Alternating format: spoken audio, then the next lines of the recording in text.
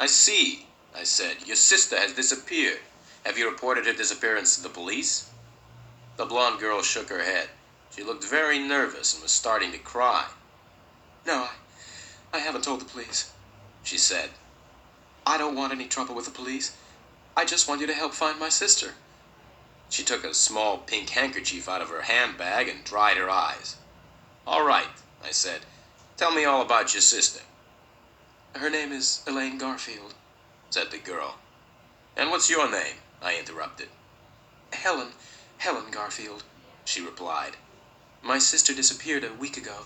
We had arranged to have dinner together last Monday night, but she didn't come. Perhaps your sister didn't come because she doesn't like the food you cook, I suggested. Don't try to be funny.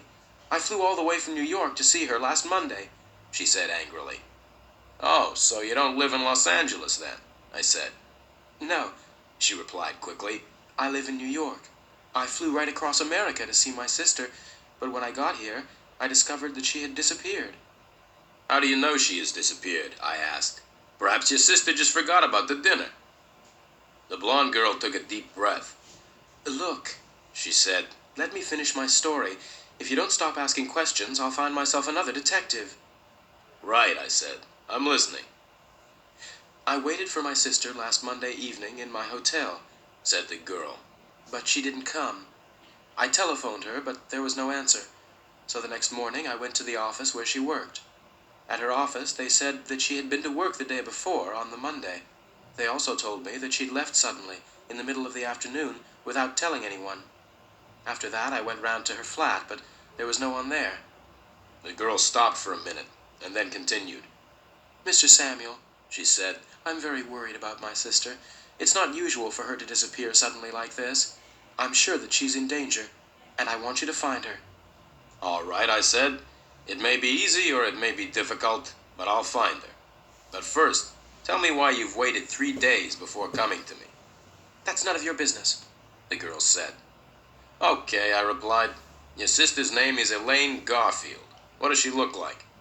Oh, that's easy, Ellen Garfield replied. She looks like me. We're twins. Now, Mr. Samuel, how much money do you charge? $50 a day, I said. Very well, Mr. Samuel, said the girl, but $50 a day is a lot of money. I hope that you will work hard for it. Oh, yes, I replied with a smile. I'll work very hard. Now give me the address of your sister's flat and the name of the office where she works. I'll start work at once. The blonde girl wrote the addresses on a piece of paper and gave me the paper. One more thing, I said. Can you give me your address, too?